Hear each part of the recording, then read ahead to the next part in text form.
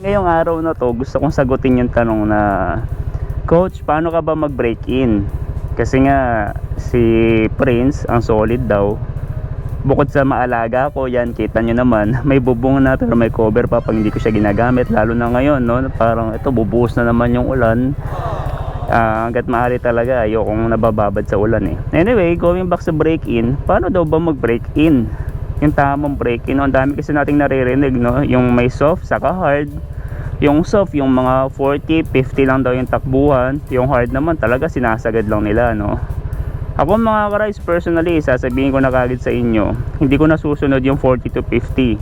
Anyway, bakit nga ba sinasabing ganon, no? Na 40-40 lang, 50, no? Sa una. Ito yon, intro muna at lalabas muna ako ng gate. Game. Peace lang, walang away. Peace lang, walang away. Huwag ka matapang subukan.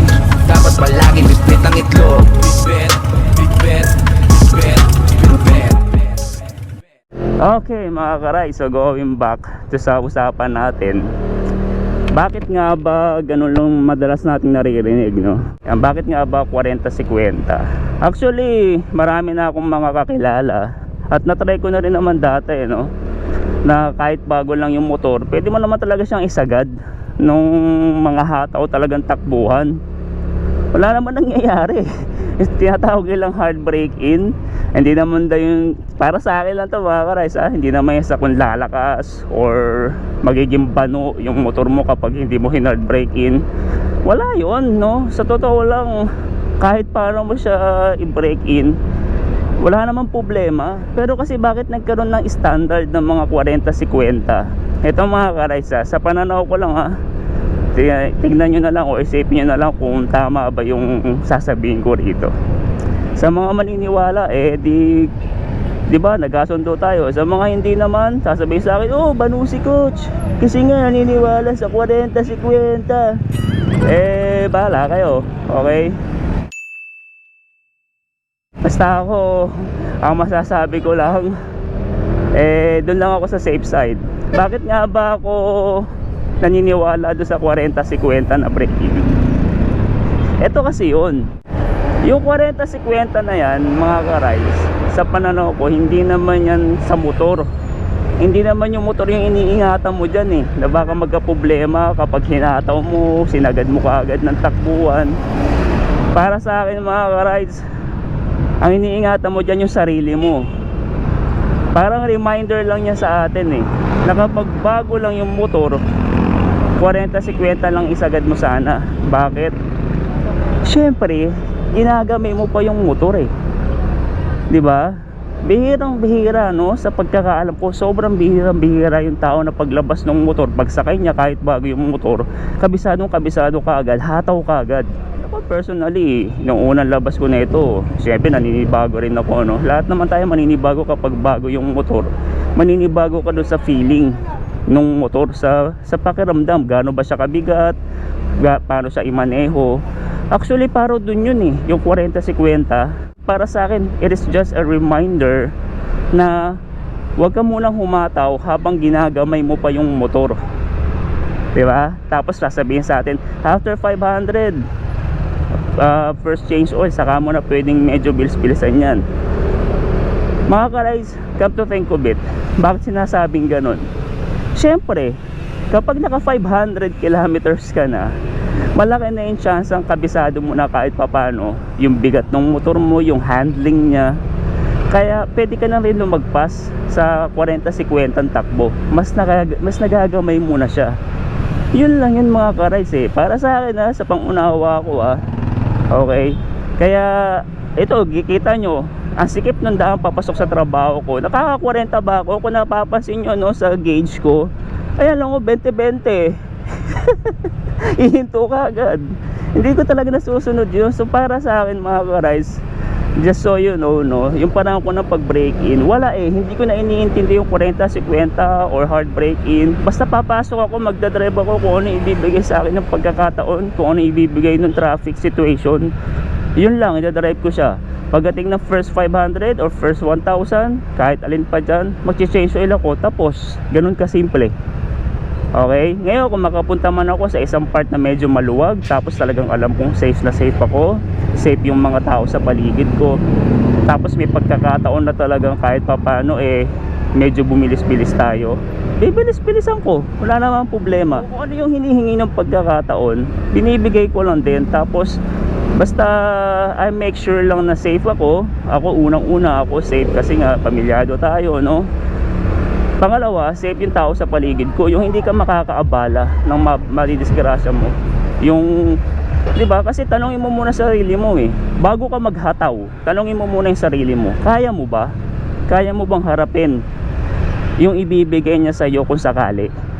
Di ba? Knock on wood, pero wag ka naman sanang madisgrasya. Pero kung sakali, kaya mo bang harapin?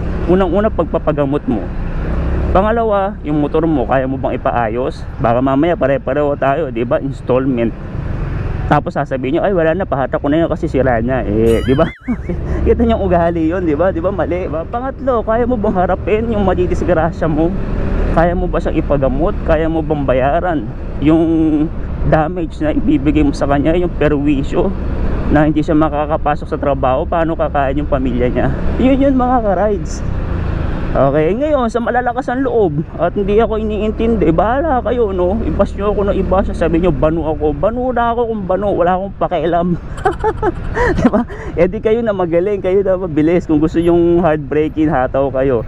Kung sanay kayo at kumbaga okay naman sa inyo, nagwo-work sa inyo, di bahala kayo. Ang sinasabi ko lang dito is in general, sa mga kagaya ko na iniisip yung safety, hindi masyadong araw-araw nakakapagmotor ng malayo, tapos ang daan ganito, halos di man tayo makatakbo ng 40, kahit break in pa to, ba't ko ipipilit yung 40 dito? Aararuhin ko yung mga nasa harapan ko.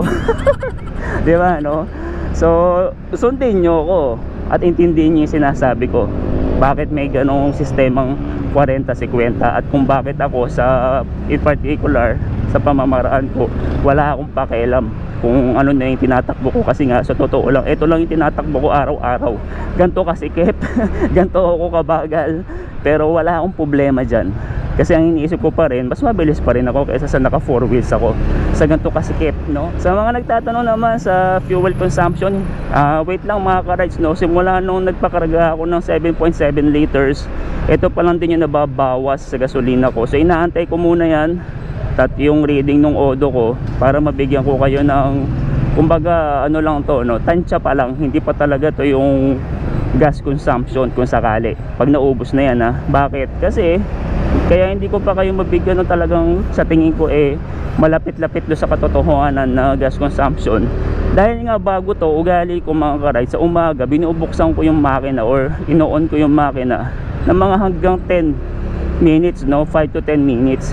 So meaning, tumatakbo yung makina, umaandar, kumakain ng gasolina, hindi tumatakbo yung odo. So doon kagad magkakaroon ng discrepancy doon sa kilometers per liter na reading ng gasolina. Diba? Kaya siguro sa mga susunod na panahon, doon ko kayo magbibigyan ng talagang saktong gas consumption nito.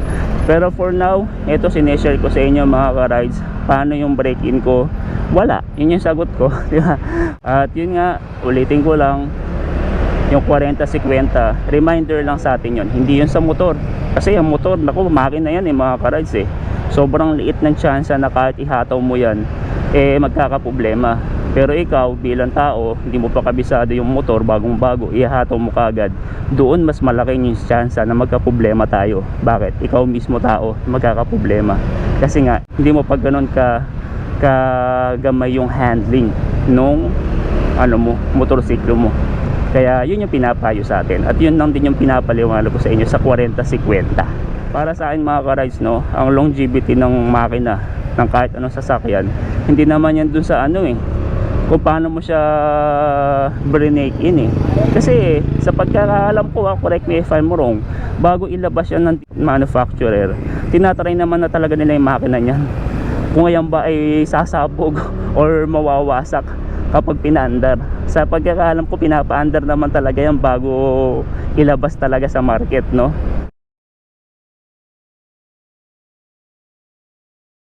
Para sa akin, para tumagal yung makina is kung paano mo siya inaalagaan.